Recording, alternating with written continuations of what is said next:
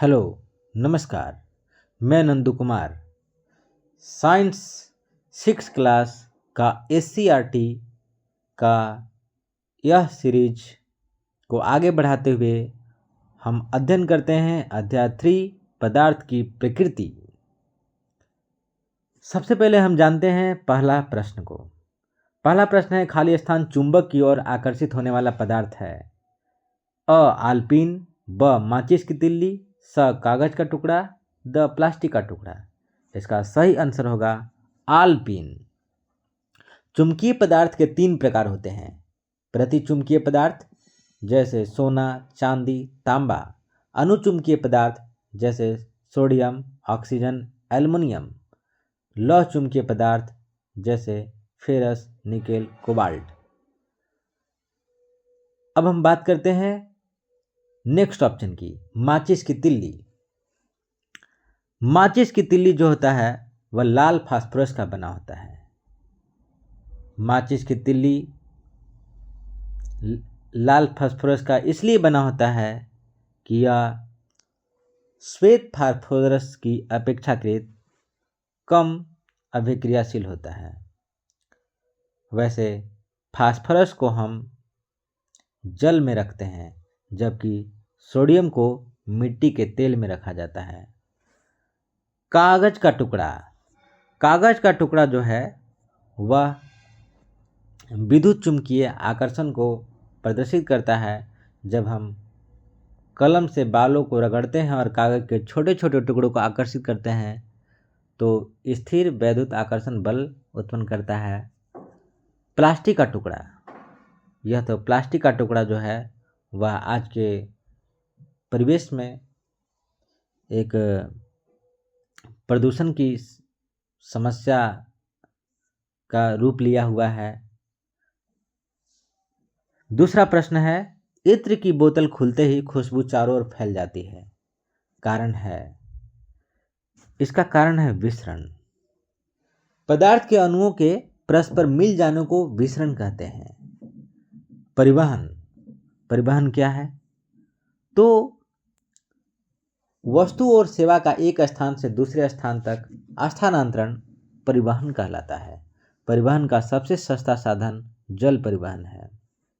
Next option है चालक, जिससे होकर विद्युत धारा का प्रवाह हो, चालक पदार्थ कहलाता है। चांदी सर्वोत्तम चालक का उदाहरण है। ताप बढ़ाने से चालक का प्रतिरोध बढ़ता है। प्रतिरोध का एसआई मात्रक ओम है, जबकि प्रतिरोधकता का एसआई मात्रक ओम मीटर है। तो अब तीसरा क्वेश्चन को देखते हैं। किस वस्तु का आकार निश्चित नहीं होगा? पत्थर का, पानी का, कागज का, मिट्टी के खिलौनों का। पत्थर का तो आकार एवं आयतन दोनों निश्चित होता है। पानी का आकार निश्चित नहीं होगा, लेकिन आयतन निश्चित होगा। तो सही आंसर हो जाएगा पानी। कागज, मिट्टी के खिलौने, ये तो सभी ठोस पदार्थ हैं। चौथा प्रश्न है, निम्नलिखित में से ठोस को अलग करो। शरबत, दूध, पानी, पनीर। शरबत द्रव है, दूध द्रव है, पानी भी द्रव है, पनीर ठोस है। पदार्थ की मुख्य रूप से 5 अवस्थाएं होती है, जिसमें पहला है ठोस, दूसरा है द्रव, तीसरा है गैस, चौथा है प्लाज्मा और पांचवा है बोस आइंस्टाइन कंडेंसेट, जिसको हम शॉर्ट में कहते हैं BEC।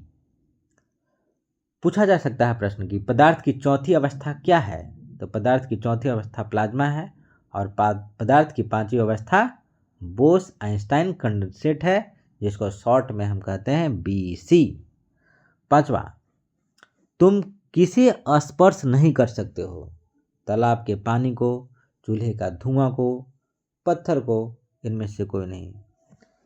तो सिंपल प्रश्न है कि तालाब के पानी को तो हम स्पर्श कर सकते हैं, चूल्हे का धुआं को हम स्पर्श नहीं कर सकते हैं। धुआं क्या है? तो हवा में मौजूद कणों और गैसों का निलंबन है और धुआं किसका उदाहरण है?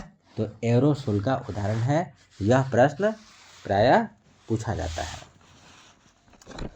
आइए हम लोग देखते हैं 6 प्रश्न को।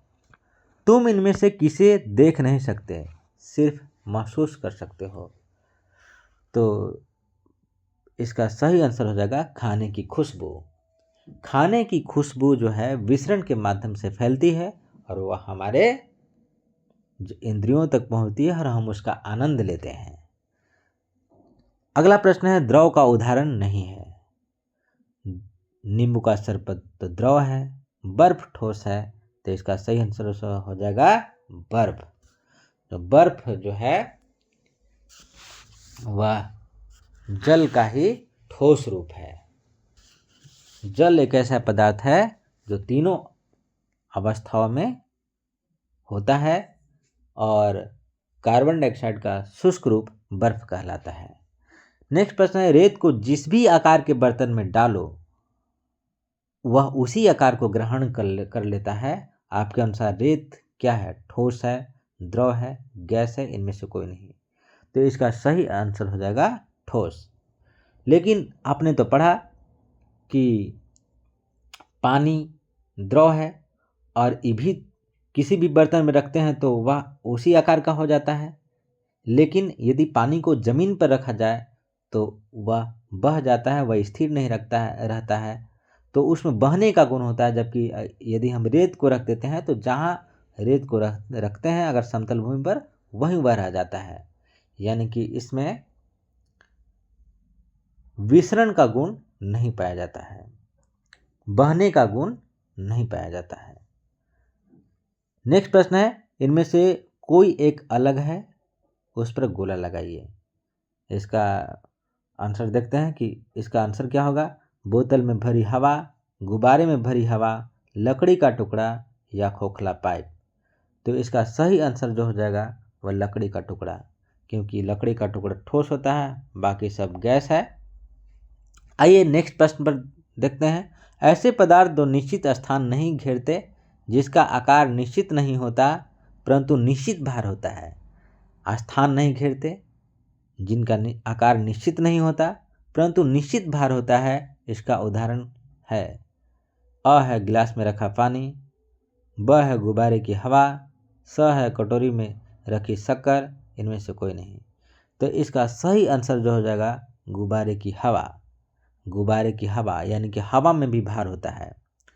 हवा एक ऐसा पदार्थ है जिसमें भार होता है। हवा गैसों का भी मिश्रण है और इसका जो आकार है वह निश्चित नहीं होता और यह निश्चित स्थान भी नहीं घेरते हैं। नेक्स्ट प्रश्न है पदार्थ जो स्थान घेरते हैं तथा जिसका निश्चित आकार तथा भार होता है परंतु बहते नहीं, इसका उदाहरण क्या है? नमक है, ब है चाय, स है अगरबत्ती का धुआं। इनमें से कोई नहीं। तो चाय तो बहने का गुण होता है, यह बह जाता है। और अगरबत्ती का धुआं इसमें विसरण का गुण होता है, यह भी बहता है। अर्थात इसका सही आंसर हो जाएगा नमक। नमक एक ठोस पदार्थ है जिसका रासायनिक सूत्र NaCl होता है, अर्थात सोडियम क्लोराइड। 12वां प्रश्न है पदार्थ जो स्थान घेरते हैं तथा जिसमें निश्चित भार होता है तथा कोई निश्चित आकार नहीं होता, उसका उदाहरण क्या है? पदार्थ जो स्थान घेरते हैं तथा जिसमें निश्चित भार होता है तथा कोई निश्चित आकार नहीं होता, उसका उदाहरण है शीतल पेय। शीतल पेय स्थान घेरते हैं, इसका निश्चित भार भी होता है लेकिन इसका कोई निश्चित आकार नहीं होता है। प्रश्न पूछा जाता है कि शीतल पेय में कौन सा पदार्थ पाया जाता है? तो उत्तर होगा कार्बन डाइऑक्साइड। कार्बन डाइऑक्साइड के कारण ही वो क्या होता है, उसमें गैस घुली रहती है, जिस कारण जब हम उसको हिलाते हैं तो फव्वारे की तरह उड़ता है।